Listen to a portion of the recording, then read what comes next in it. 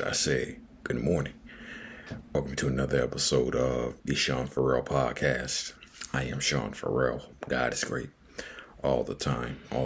God is great. Let's not waste no more time. Let's get right to it. So, I originally shot this video last night, but unfortunately there were some issues, to say the least. And so I didn't have time to reshoot it again before I had to go to work. Okay.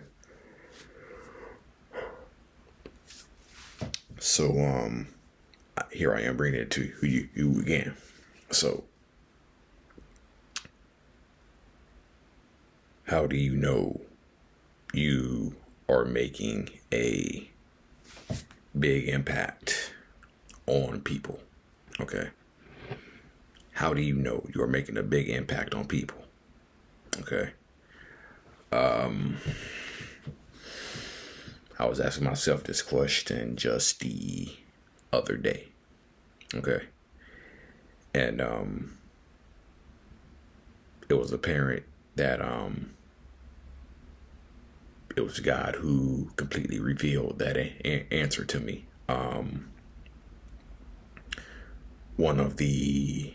One of my friends that I used to work with at UPS, she has been going through a hard time in her life and has some suicidal ideations,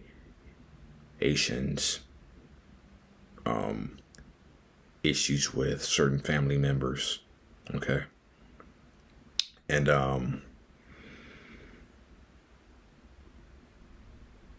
she was just in a real bad place. And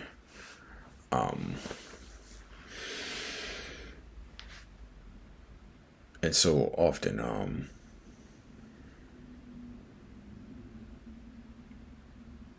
there's a mystery behind what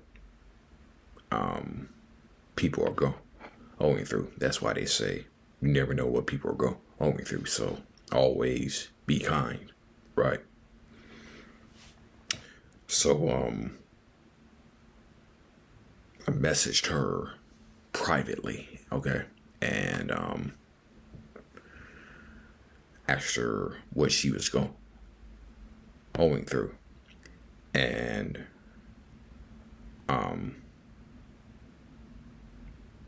if they trust you enough to let you know what's going on with them. Okay. If they trust you enough to let them know,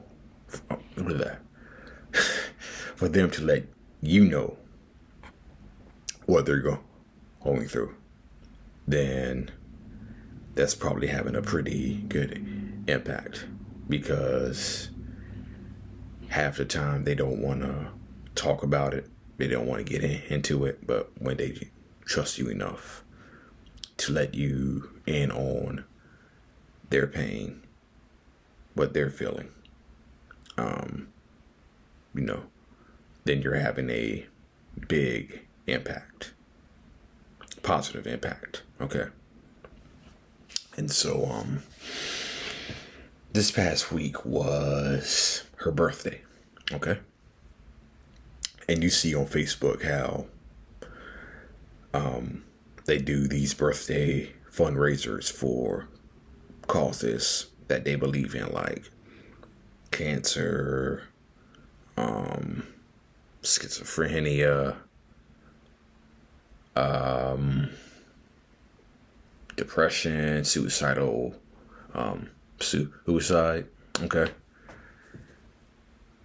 So,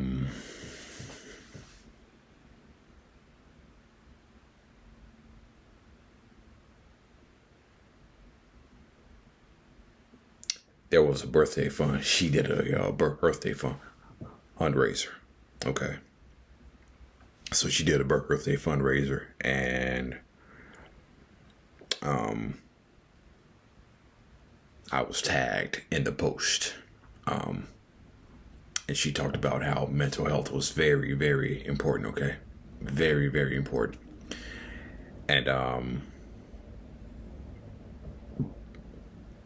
she actually did a birthday fundraiser for where I currently work right now, the Memphis Crisis Center. Okay. And this all goes back to the question that I asked myself earlier. How do I know that I am making a positive impact on people?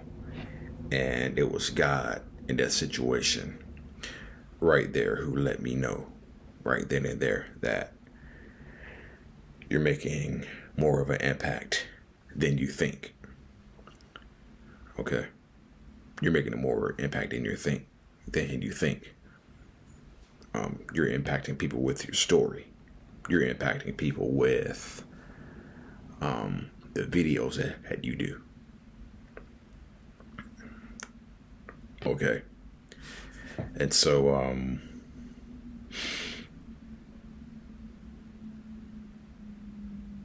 to let me know right there that I'm having a pretty positive impact, especially when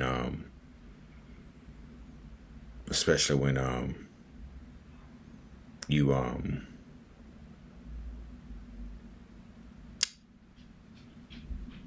have people like that doing pretty good things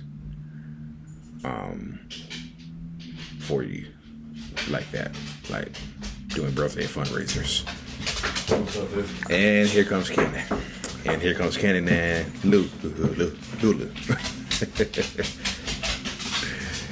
I am still dealing with dogs, by the way. Okay.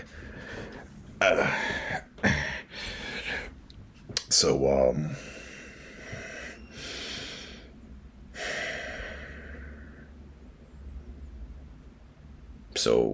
that let me know right there how big of an impact that I am having. Okay. And so, and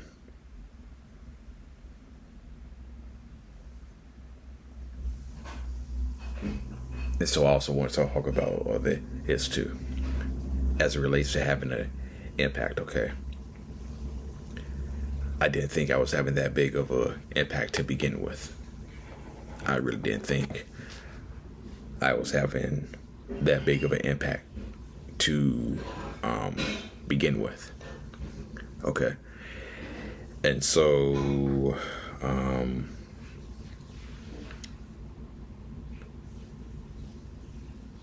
just want to take you through a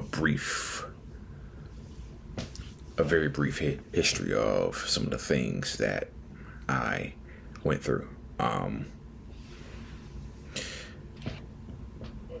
Especially when I was younger. Okay.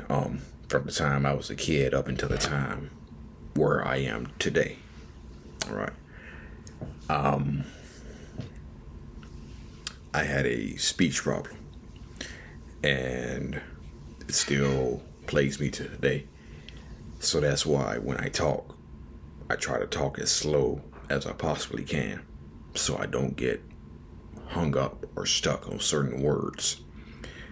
Because if I'm talking at a too quick of a pace, I'm probably going to get stuck up on certain words. And there's probably going to be a 3 to 4 second, sometimes even 5-second delay before I can even say nothing. Because what I'll do is, when I get stuck, I'll go like, I'll try to force it out. And I would just rather let that feeling of being stuck just pass by before try to forcing the words out. Okay. And so I had a speech problem, and I was made fun of because of that. And not only that, I went through 2 bike accidents within a 5-year period. It was around 1995 where I got hit by a car and was sent flying across the street. Okay, that was the first one. And then the second one, where I had just gotten a new bike. And this was on my 3rd day of my freshman year of high school. after school. I was riding my bike, and I was on a trail, and I was going at a, I guess I was going at a high speed. Okay, going at a high speed and coming towards the tree. Wanted to avoid the tree altogether. So in the process, I pulled on the brake. And when I pulled on the brake, the bike flipped. And when the bike flipped, so did I. And it was just as bad, if not more serious, as the first one. Head trauma, completely blacked out, missing teeth, broken big toe, and multiple cuts and gashes all over. And so when I healed enough to come back to school, I sort of knew what was coming. I knew what was coming. And I knew what was coming. I knew everybody was going to give me hell when I got back to school. You know what they say, high school kids are the meanest in the world. Okay. And that's exactly what they were. They were mean. Okay. And so it was constant every day. I heard it. And so the only ones who were sympathetic, to say the least, were the teachers. Okay. The teachers were the only ones who were really empathetic to what had happened to me. But yeah, I heard it, every day. And here comes Lulu and Cannon again.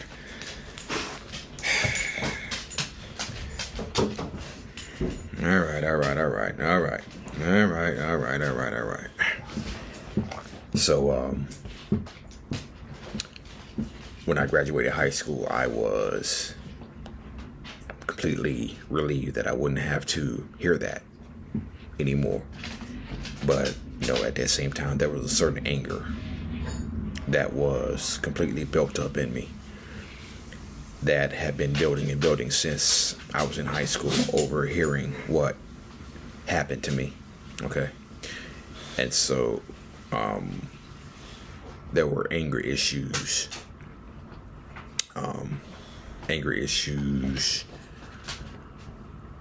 which eventually led to depression, which eventually led to the depression. And so, which eventually led to depression and eventually a suicide attempt. And I had never thought about suicide before. Okay. I never thought about suicide before. I knew I was depressed. Okay. But I never thought about suicide, and I never thought about suicide in grade school. Never thought about it in high school. I didn't want the bullying to stop. But I was depressed, but I never thought about suicide until I graduated high school. And that's when those thoughts really began to take hold. Suicidal ideation began to take hold. It was a combination of bitterness, anger, and the fact that I thought that I just didn't matter to anyone. I didn't want to be here anymore. I didn't want to be here anymore. I was a nothing. I was a nobody. I didn't have any friends, so I didn't have none of that. So why would I be here? Why would I even be here? Why would I stay? Why would I have a purpose? Why would I just wanted to be gone. I just wanted to be gone. And it's probably gonna scare some people, but there was a period of time back in 2012 where I was going through one of the most hellish times in my life. And if I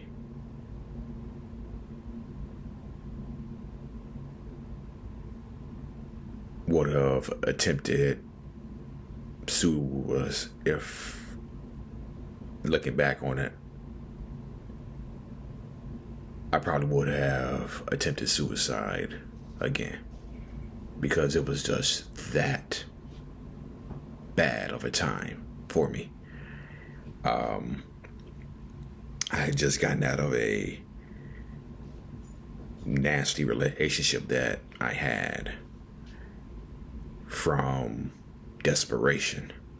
Okay, when you're depressed, you're looking for stuff to fill that empty, depressive hole, and you can't.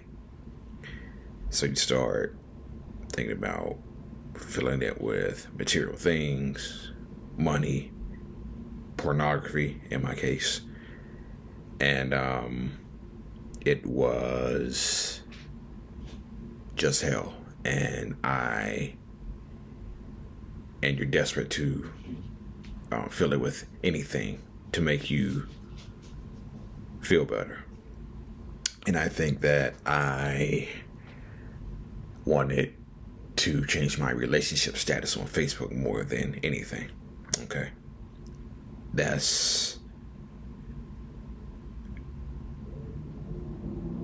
I wanted to change my relationship status on Facebook, and thought that would help, but it didn't. And so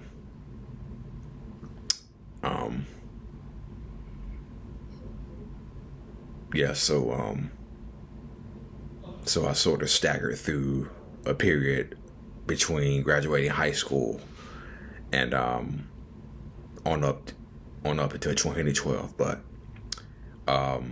here I am still.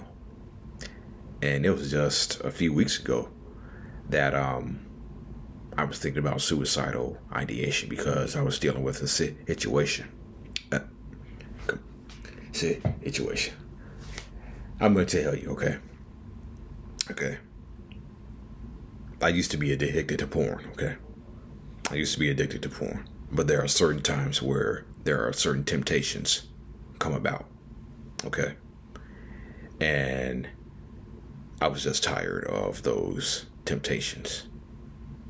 And that's when suicidal ideation came into play. That's when suicide became an option for me. Because I'm tired of feeling these temptations. I just want them to go by the wayside. Okay? And so I was thinking about, no, I don't want to trigger nobody. I'm not going to get into methods, okay? Don't want to trigger anybody. But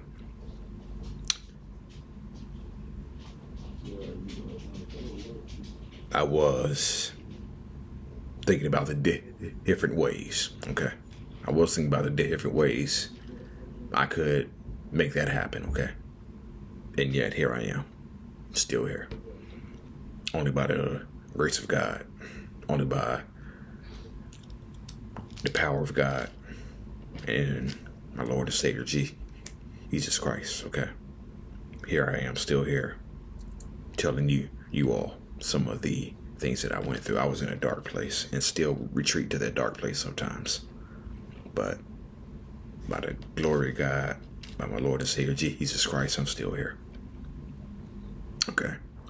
So I hope that me telling you some of the stuff I went through I just pray it has an impact on you all. I just pray it has an impact on the people who watch this video.